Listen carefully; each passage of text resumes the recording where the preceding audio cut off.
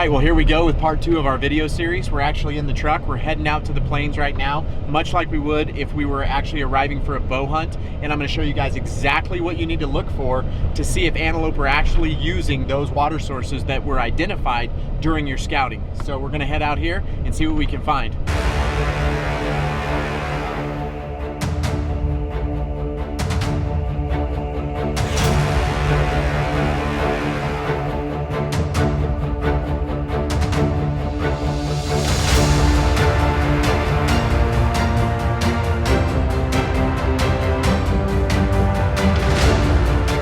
Well, we've arrived at one of the locations I marked on my map, and if you check this out, it's really cool. Right behind me, we've got a tank, and this tank actually has an overflow. You can see all the kosher weed and everything around this tank. That makes for good grazing. Those antelope can come up here, they can get a drink, and they can eat around this tank. But there's something even better. Come over here and check this out.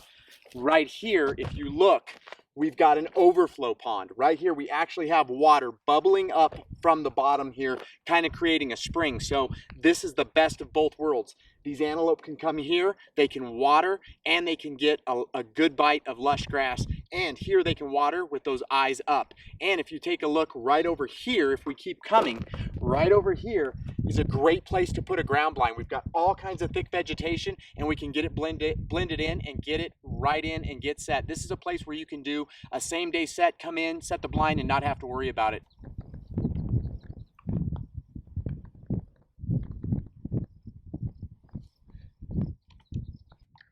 Well, there you go. That's the sign we're looking for. Coming in here to check another tank. We talked about the 2-track roads, not being worried about them. We're pulling in on a 2-track right there, and there's a nice little buck. He's deceptively big. He's actually got really big cutters, and he sprawls way out, so that's really cool. Well, we got up to the tank here, and it's everything I hoped it would be. If you see behind me, this is one of those areas I was talking about. We are just absolutely flat for thousands and thousands of yards in every direction. And as I look in every direction around this tank, there are trails. They are cattle trails, but there's trails feeding into this particular tank, which tells me those antelope can approach this tank from any direction. We saw a buck coming in, we saw a doe coming in, and again, we're at that portion of the day where the sun's high overhead and a lot of these animals are bedded, and I'm not seeing half of the animals that are here. This particular tank, one thing to keep in mind, guys, when you get out here, a lot of these tanks, the dirt around them is just absolutely concrete hard. These antelope don't weigh much. They're not going to leave a ton of tracks. There are tracks around this tank, which tells me there's antelope using it, and the fact that one buck was bedded right by it when we pulled up, and we had a doe back down off the way. That tells me we're in a good area. All right, well, we pulled up on another tank here, and this particular tank had a lot of tracks around it. It also had a lot of scrapes around it. If you are able and you can show up to your hunt a few days early, it will pay off in spades. What I like to do is I like to get some trail cameras out and running over these tanks. It gives you up to the minute information about what's going on at various tanks. Even if you show up and you start hunting that day and you happen chance upon a tank and you want to put a trail camera up, have some in your pack, have some form of attachment in your truck, things like that. And also, always make sure that whatever state you're hunting in, it's legal to use trail cameras on public ground. But what I do is I usually just drive in a stake very shallow in the ground and attach my camera to it, and then I've got surveillance over the tank. But this tank looks like it's going to be money.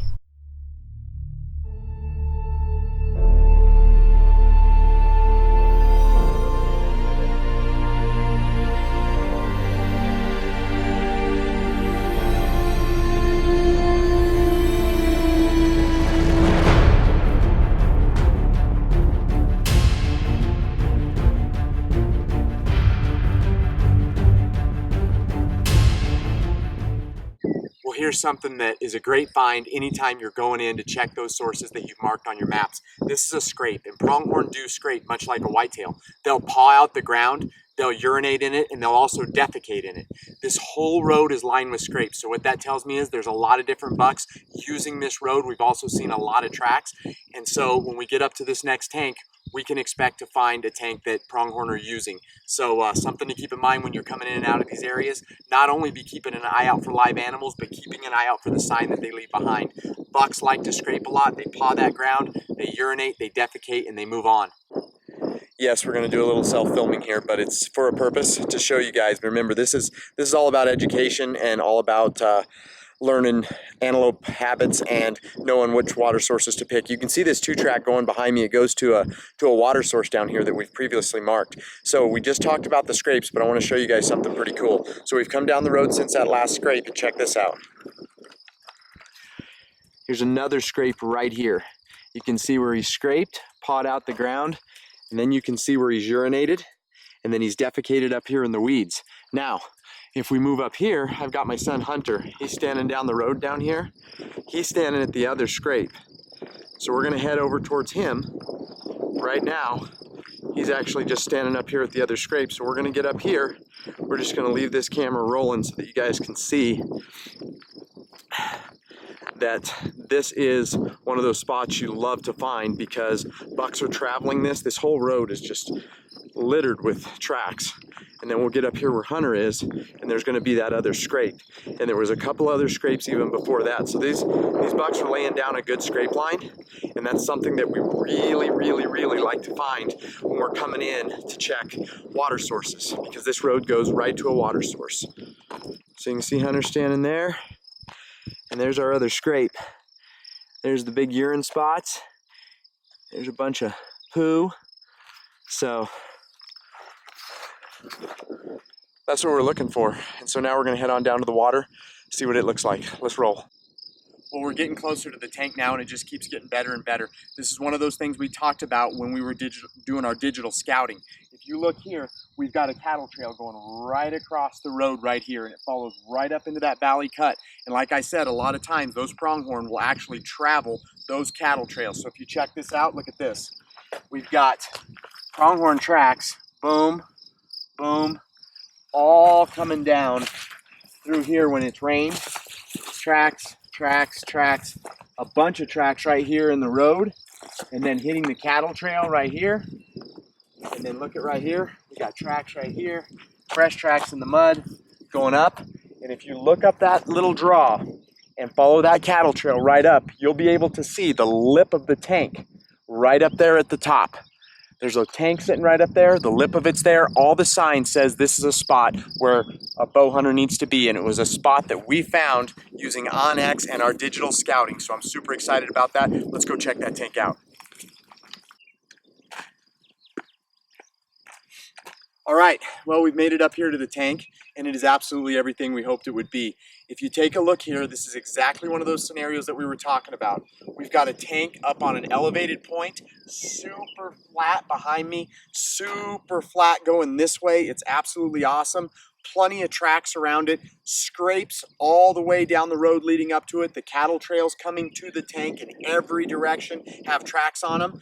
That's absolutely what we want to look for. And something else I want to point out right over here. We're going to walk over here, talk about something else.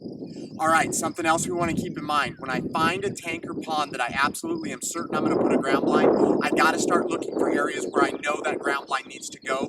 And this is stuff you want to look for. You know, a lot of people say you can just go in, throw up a blind, and those antelope don't pay it any attention. I found that not to be true. They will pay it some attention. Can you get away with it sometimes? Yes, but if you have structure around the tank, here's actually an old cistern-like pump. They're used to it, and right next to me, massive cactus all around me. You can set your blind right here, and I've got a 22-yard shot. Check that out, right to the tank, which is right over here. Straight to the tank, right here. This sets up perfectly. This is the type of situation we want to find. We want to get a ground blind in here. Absolutely awesome. Let's move on. We still have some more to check out.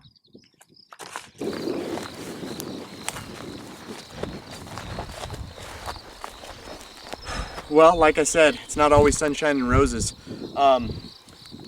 This was a pond I had high hopes for, and as you can see, it's bone dry.